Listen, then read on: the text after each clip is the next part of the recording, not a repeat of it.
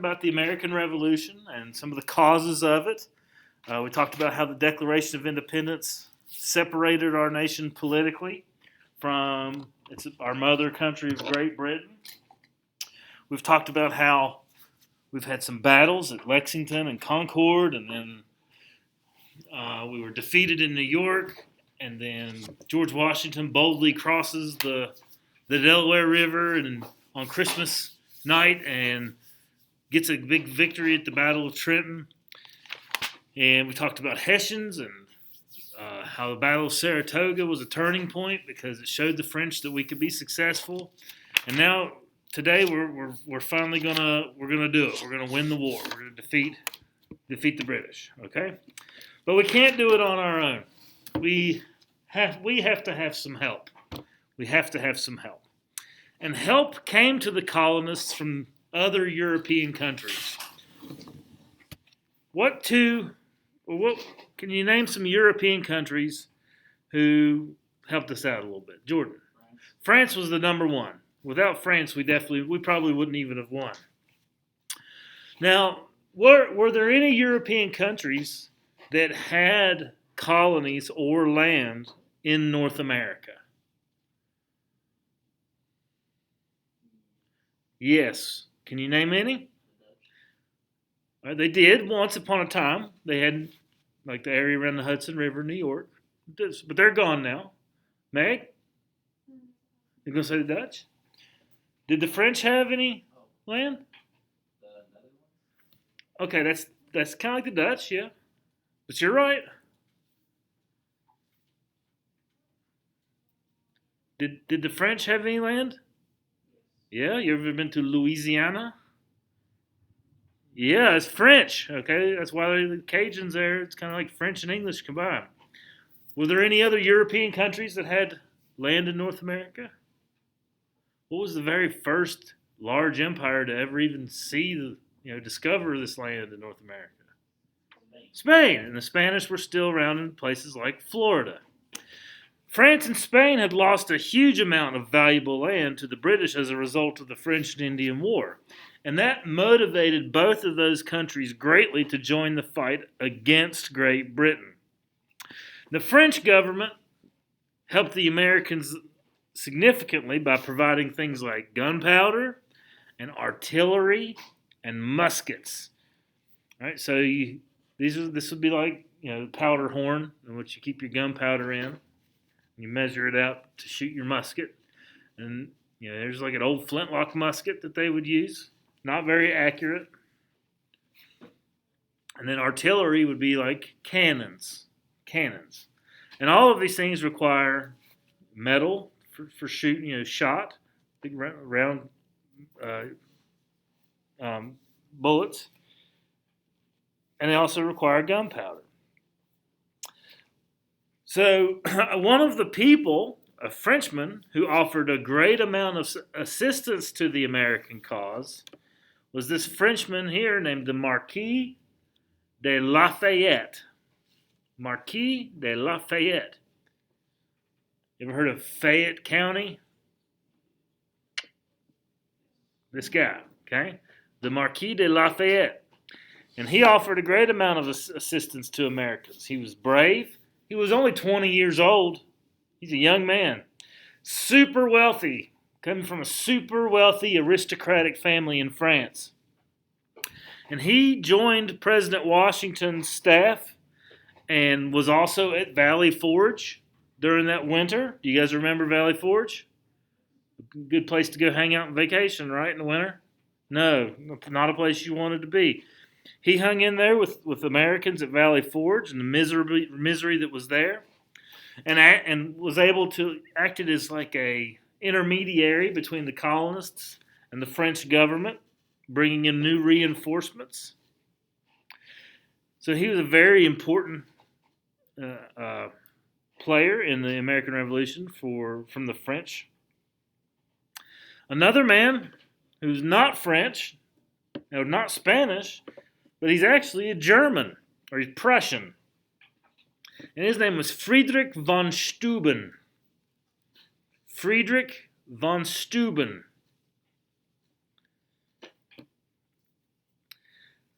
Now, he was a Prussian drill master. He's like a drill sergeant. And he went, and his job, what he did was he wanted to make soldiers out of country bumpkins. He wanted to take poor, uneducated farm people and make them soldiers.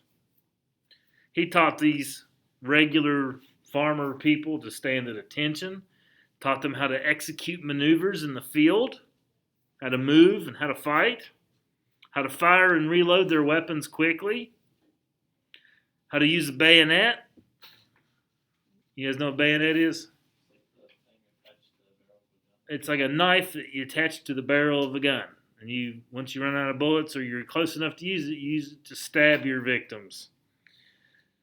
So, with the help of these military leaders from France and from Prussia, our Royal Continental Army was becoming a more efficient and effective fighting force.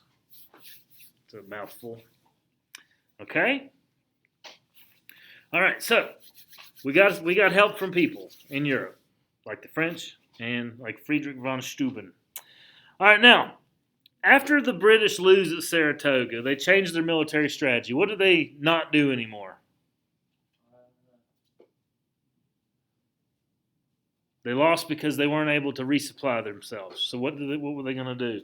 How they changed they're only going to fight along the coast. Very good. And so the beginning of this new policy was put forth by Lord General Charles Cornwallis. And he begins his campaign in the southern part of the colonies, in the south, like South Georgia, South Carolina, North Carolina, Virginia. That's where he begins his campaign and where it ends, actually, for him, too.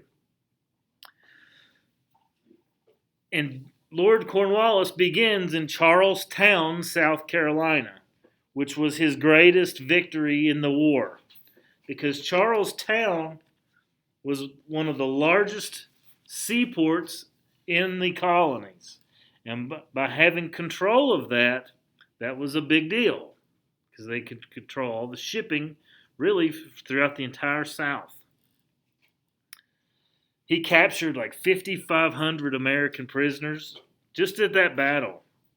That's a lot of soldiers. And this was all very early in the war, like 1780. And he was victorious a lot. Like he rolled through South Carolina, just rolled right through it. And as they advanced, as the Redcoats advanced, they were joined by thousands of African Americans who had escaped from their patriot slave owners and wanted to join the British so they could fight to win their freedom. So they not only had a large fighting force to start with, but it got larger after they got here. So, as 1780 continued on, Cornwallis's army smashed American forces in the Battle of Camden. There's a historical marker where Camden is. It's in South Carolina. And within months of that victory, the British had established forts all across the state and was beginning to advance into North Carolina.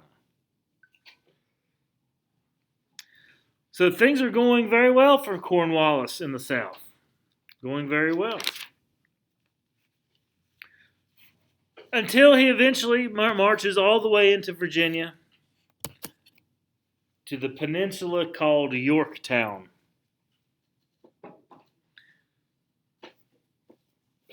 And a combination of good luck and well-timed decisions really helped the Americans.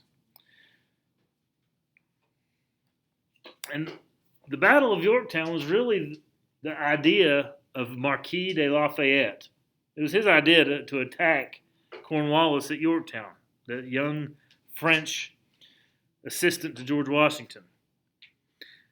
A French army had recently arrived as reinforcements, and Marquis de Lafayette suggested the American and the French armies join forces and attack the British at Yorktown, which is in Virginia. Yorktown, Virginia. being able to convince Washington that this was the proper course of action, the Americans and the French closed in on Cornwallis. A French naval force defeated the British naval force on the seas and then blocked the entrance to the Chesapeake Bay, meaning no more British ships were able to bring supplies to the British. So there was going to be no rescue from the sea. While that was going on, about 17,000 British and French soldiers surrounded Cornwallis at Yorktown on the peninsula. You guys know what a peninsula is? It's an area of land surrounded by water on three sides. So they only had to really cover one side, because the other three sides was the Chesapeake Bay. Were the British expecting help from the Chesapeake Bay? That was their strategy, right?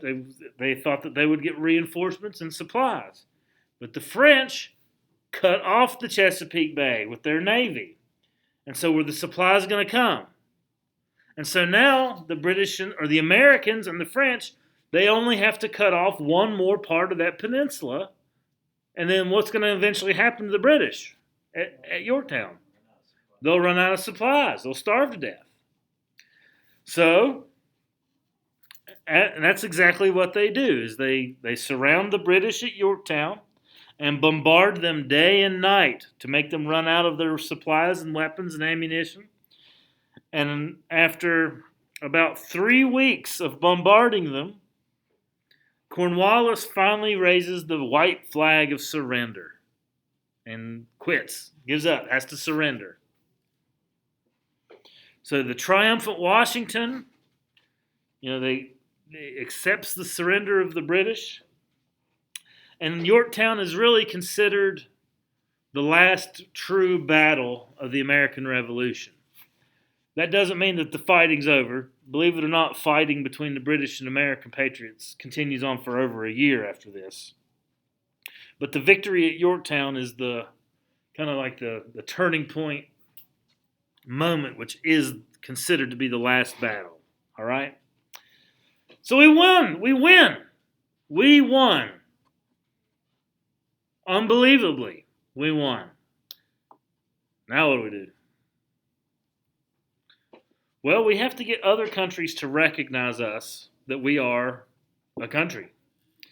And so peace talks began in Paris, France. And representatives from 4 nations were there. The United States, which is we are the United States now, not the American colonies. Great Britain, France, and Spain. And each nation was looking out for themselves and their own interests. Britain did not want to give the United States full independence. France supported American independence but feared America becoming a major power.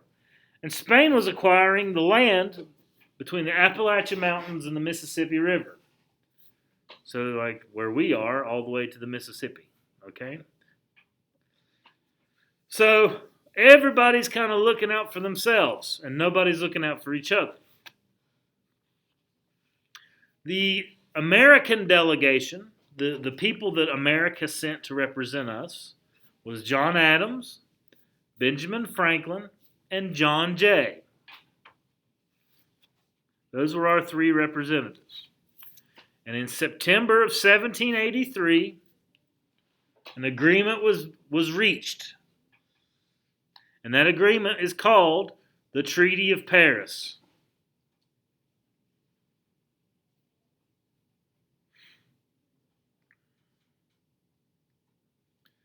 In September 1783, they reached an agreement, and that agreement was called the Treaty of Paris. This is what the Treaty of Paris does. First, it recognizes America as a nation. It recognizes America as independent in their own sovereign nation. Second, it establishes our boundaries. What are the boundaries of our nation? All right, and in 1783, I'll let you write that, and then I'll show you the boundaries. Okay. Obviously, the eastern border of our country is the Atlantic Ocean. The southern boundary was going to be Florida. All right, Florida would not belong to the United States, not for a while. That would still belong to Spain. So, but Georgia and all the way south, all the way to the Mississippi River, not counting the southern parts of Alabama, Mississippi, and Louisiana, that belong to the French and the Spanish. So this line all the way to the Mississippi, and then the western boundary is going to be the Mississippi. So the Mississippi River all the way up to British territory here, and then the Great Lakes. That's going to be our northern boundary. So everything south of the Great Lakes, west to the Mississippi, and north of Florida. All right, now, what were all the states? That's just this area. These were the only states that we had, the 13 original ones. So what is this new land? What is this? Who does it belong to? This belongs to our country. It's it's territory, and we have to figure out what we're going to do with it. And that gets creative we have to get creative over time, and causes some problems, as you'll see in chapters to come. All right, so the first, Treaty of Paris says we're independent. We're our own country. Second, it sets the boundaries for our nation. We now stretch from the Atlantic Ocean to the Mississippi and Canada down to Florida. Okay? There are some provisions of the treaty that we're going to create some problems. For example, what are we going to do with Native Americans that live here? There's no provisions for that, Native Americans. We were part of the British Empire, and we still owed money to the British Empire. There's no provisions as to how we're going to pay our debts to the British. And by the way, all these things that get left out, they end up causing a war again, the War of 1812. Okay? So there's no provision on how Americans will pay their debts. What about the people that were in the colonies that remained loyal to the king? And we took their land from them and sometimes set their houses on fire. Are we going to compensate them? Are we going to welcome them back? Well, the British asked us to. They're like, hey, look, you win. We're going to recognize that you're a country. But all those people that remain loyal to the crown, we want you to be nice to them. That's part of the Treaty of Paris. We had to compensate them. We had to promise that they could recover their losses in courts. All right? So,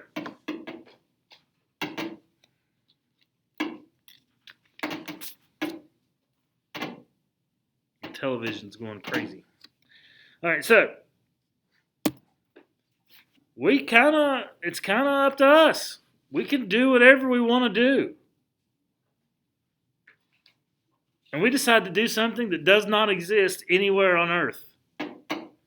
We want to create a Republican government where the people elect representatives to make decisions for them on their behalf.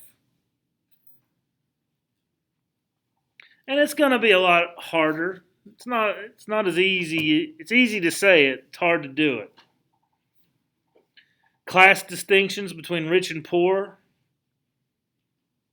slavery, treatment of women, land ownership.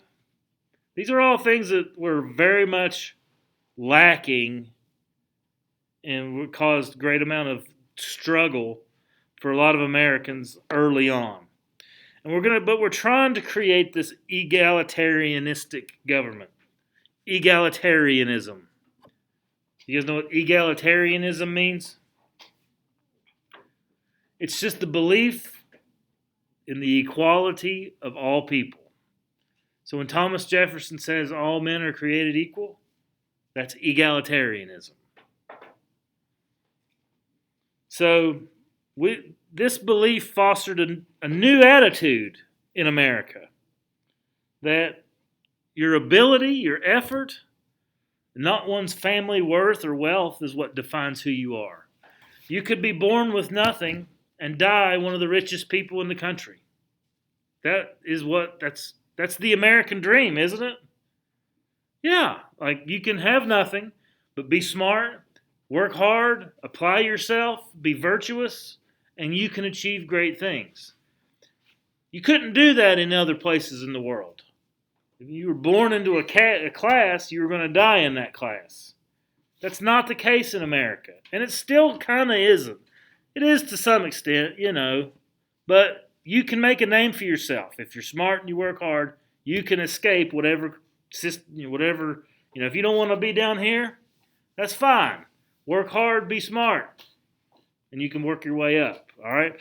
So, that being said, egalitarianism in the 1780s only applied to white men. It didn't matter how smart or how hard you worked if you were a woman, if you were an Indian, if you were black. Didn't matter. It only applied for white men. Women's roles were very limited. Women's property belonged to men, belonged to her husband.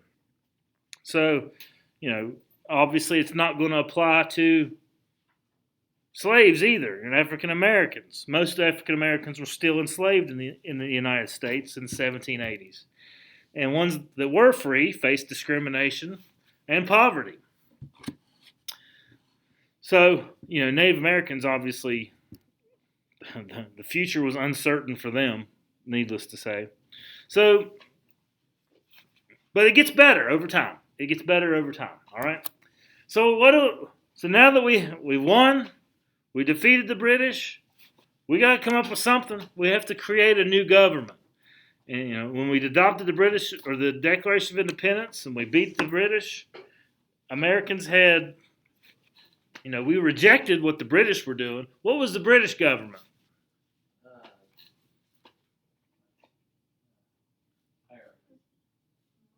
Monarchy. They had a king, okay? Or a unitary system, where all the power was held in one place. Unitary, okay? Does that sound like a good idea? You guys want to create one like that? No. We wanted to create something opposite of that. So we created a government that was very weak at the top and gave lots of power to the states. And that government was the Articles of Confederation, and we'll talk about that in the next chapter. So we didn't want to have kings and nobles holding power. We're trying to create an egalitarianism. We wanted, a stable republic, a government of the people. A government that would not allow taxation without representation. So we got some work to do. How are we going to create this government? Who should get to participate in it? How should the government be, responsible to the people? How should the government be responsible for the people? How could the government be set up so that people have a voice? These are a lot of questions. And it's totally up to these guys, this group of like 50 or 60 white dudes. They completely, they steer the car and get us going in the direction, and that's kind of where we are today. And it all started right here. The war ended. Now what do? We got to come up with something, and that's when it begins. Okay. So questions? That's the end of Module 4, and that's also the end of Lesson 4, and also the end of Module 3. So tomorrow we'll have a little activity. Wednesday, vocabulary quiz. Thursday, study guide. Friday, Module 3 test. Be multiple choice on Schoology. Okay, so if you have any questions, don't hesitate to contact me. Oh, you guys see this E pluribus unum on the seal here? You guys know what that means? It's Latin. You guys know what it means and why it's on there? It's also written on your money. It has to do with our diversity as a nation. E pluribus means out of many different groups of people, one. Out of many, we are one. Like, in your mind, I want you to think what a Chinese person looks like. In your mind, I want you to think what a person from Kenya looks like. What's a person from America look like? Could be anybody.